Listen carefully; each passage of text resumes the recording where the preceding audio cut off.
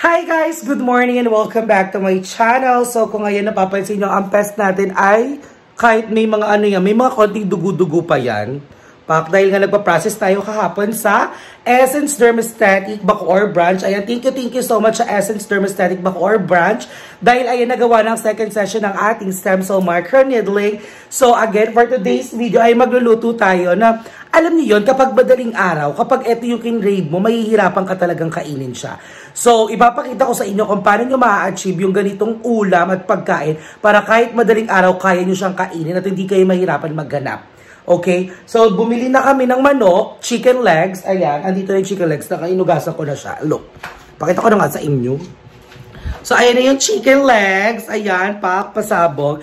And then, ang gagawin natin for today's video ay mang inasal. Chicken mang inasal na no grilling needed. Na hindi mo na kailangan mag-ihaw. Yan, di ba? Pasabog. So, gagawa na ako ng gano'n. Ipapakita sa inyo kung paano ko siya ima-marinate at kung ano yung mga kailangan at kung paano ko siya lulutuin. So, ngayon sila ba'y naghihiwa-hiwa ng bawang at ipapakita ko siya sa inyo. Total, lagi naman siyang nakikita din. So, ayun, look at my face, guys. Hindi pa yan banlaw na banlaw. Asan ba dapat? Wait lang, saan ba magandang? Ayan. Hindi pa siya nababalawan, pero look. Di ba namumula-mula at makintab na siya. Imagine kapag nabanlawan na tatapos ang mga sessions natin, di ba? So, let's go magluto at magbabad na tayo ng manok. Ano ba yan? Ba't ganyan yung mukha mo? Kagigising mo lang, no? Ano ba ginagawa mo na? Babalat na. Ayan, nagbabalat. Nagalibisa mo kamay, love. So, ayan, nagbabalat siya ng bawang. Ano yun? So, ayan, nagbabalat na siya ng bawang at pinupinuhin niya na yan, guys. So, para sa ating mang inasal chicken. At magagamit ko na ang pinadala sa atin ng mamsi na pasabog na cherry leaves. So, let's go. I'm excited. Excited ka na ba? Nagugutom ka na ba? Kaagising ko kaya, di pa nagugutom. Bakit? Napagod siya kahapon. Paano? Pagka-uwi namin, nagsayaw-sayaw, kala niya dancerist siya. Pati ng mukha. Ang tsaka mo. Naiinis ako sa pes mo. Ang taba mo, ang laki na ng pes mo. Walang balik. So, let's go. Dali mo dyan. Ano yan nga guys, maglalagay na sa iwa niya na sana to. Kaso may nangyari. Iwa. Yung ano. Lagay mo muna yan. Ito? Hindi, ito kalamansi. Wala ka pang naiiwang kalamansi. Ako na nga lang. Huwag mo na akong pagtawa na masakit na iinis ako ha. Ala. And so, ayun na nga everyone, nahiwa na naman yung chicken, pati yung daliri ko, nahiwa ko na rin. So, kasama na siya sa marination. So, ayan, eto na yung chicken natin. Nahugasan ko na siya. Ipakita mo ng ating chicken. Ayan. Plangak, pasabog. And then, ang next nating ilalagay ay ang ating mga recado. So, first na doon ang ilalagay natin ay ang kalamansi. So, ayan. Ba't kalamansi ang una? Wait lang. And so, ayan na yung chicken at lalagyan na natin siya ng ating kalamansi. So, ito yung strainer, ito yung kalamansi. So, ayan, ito na yung kalamansi. So, 2,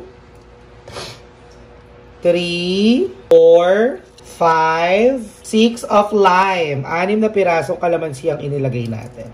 And then, after nyan, lalagyan na natin siya ng konting toyo. Ayan. And then, after ng toyo, lalagyan na natin siya ng 2 Mamasitas oyster sauce. Pasabog. At lalagyan na natin siya ng ating pepper. So, the more the pepper, the merrier. Ayan ang ating pepper.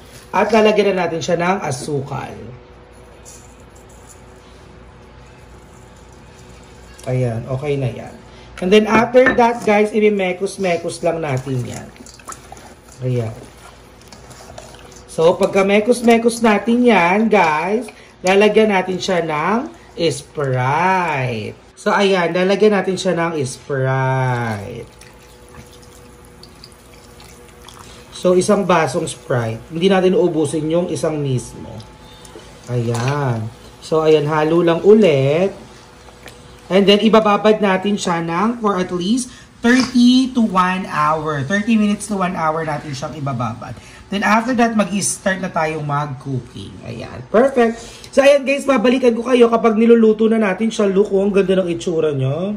pasabog. So, babalik ako kayo kapag iluluto na natin siya at kung paano siya magiging mukhang-mukhang mang-inasal talaga. Alright?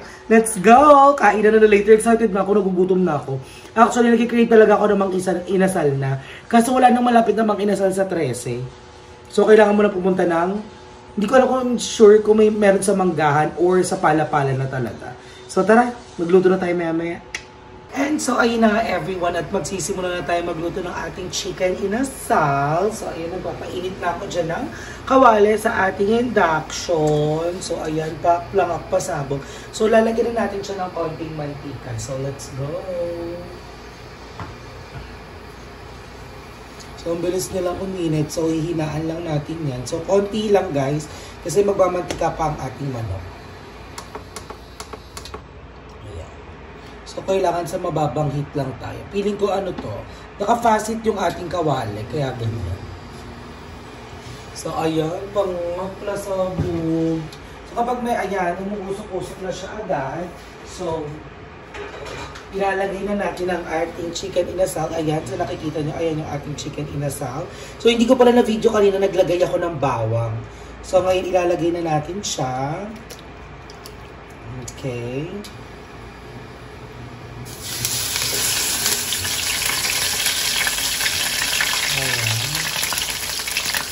So, dalawa lang para kasha. Ay, ang bango. Pusabog siya. So, ayan, panoorin natin siyang maluto. So, guys, huwag nung itatapon yung pinag-anuhan na.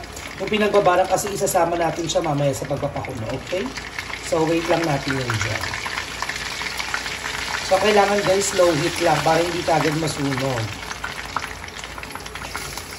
So, ayan, panoorin lang natin siyang makook dyan. Wala pa sabog siya. Ang bango. Kung naaamoy nyo guys, sobrang bango niya. Sana naaamoy nyo. Charis. So, ayun, excited na ako kung anong kakalabasan nito. Sana. Kawog. Ang bango niya talaga. So, ayan, babalikan natin kayo kapag babalik rin natin yung ating chicken, okay? So, ayan mga kadaladaling, waiting lang muna. At later, kainan na. And so, ayan na everyone at pritong-prito na siya. Ang bango-bango. So, titigilan natin yung kabilang side. So, babalik rin na natin siya ngayon. Ay! May brown-brown na. I'm so excited. Ay, ang bongga! Charis, baliw. So, ayan na siya. So, syempre, hindi pa yan nagtatapos dyan dahil hindi pa siya masyadong cooking. So, ang hintay natin is yung parang magkaroon siya ng mga, ano yan, yung brown-brown, yung parang inihaw part, yung parang nasunog na very light, yung ganun. Then after that, ilalagay natin yung pinagbabara niya at papakuluan natin siya. So, let's wait. And so, ayan na everyone. So, yan ang hinihintay natin na mangyari sa kanya, di ba? Ang magkaroon ng parang mga ganyang brown-brown na parang inihaw talaga siya. Alam po so, excited na nagugutom na ako. Ang bongga niya,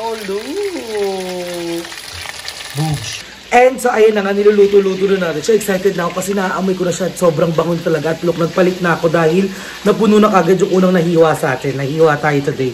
Pop, ang first lang ng press. Paka! Charet! So, ayan, later kakain na tayo. I'm so excited. Let's go! Ayan, pop lang at pasabog. So, ayan, guys. So, nakikita nyo parang inihaw na sila pareho. So, ilalagay na natin siya. Apat sila actually yung binili ko. And then, after that, kapag nilagay mo na siya dyan apat, saka na natin ilalagay yung pinakasabaw at mag-low heat na tayo. Ayan. So, ilalagay na natin to yung ating pinag-chenilingan. Ayan. So, hayaan natin siyang kumulo ng kumulo dyan hanggang mas kumapit pa yung sauce na ginawa natin. So, let's go. Nagugutom na talaga ako.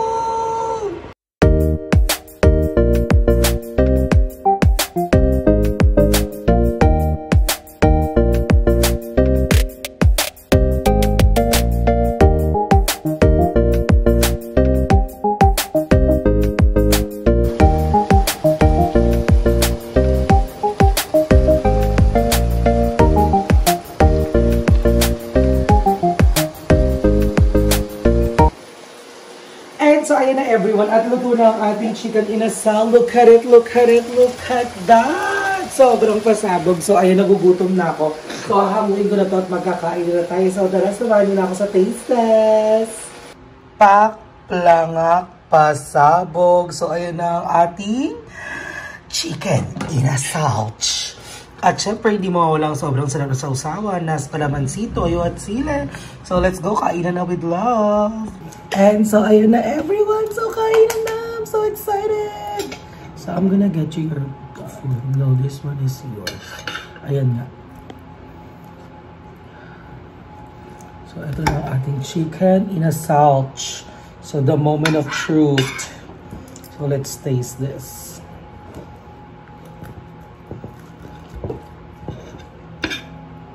Umiinasal nga siya, no?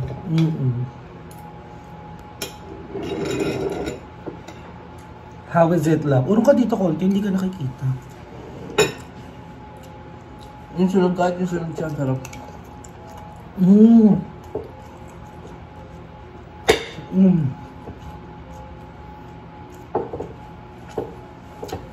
Ang bongga. Ang sarap, inasal na inasal siya, guys. Lalo na pag nilagyan mo siya nito.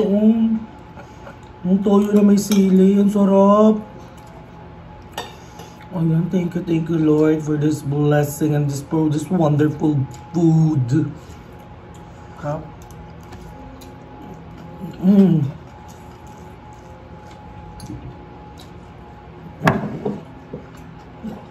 Ang bongga.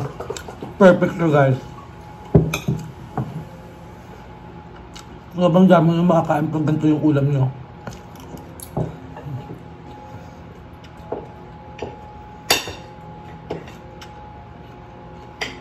Pasabog. So again, thank you so much sa Essence Dermaesthetic. Bacoor branch lang sa iyo ang kinis ng mukha ko ngayon kahit hindi ko pa siya nababanlawan.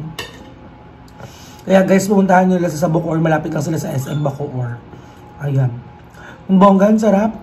So, ayan everyone, thank you. I think hanggang dito na lang kasi gusto ko na kumain ng bongga. Gusto ko nang itodo yung lamon ko. I think hanggang dito na lang ang video natin at maraming salamat sa inyo lahat for always supporting me and for always being there for me all the time. Ayan, and also supporting all the bayuts and watching their videos and my videos as well. So, maraming salamat everyone. Mahal na mahal ko kayo.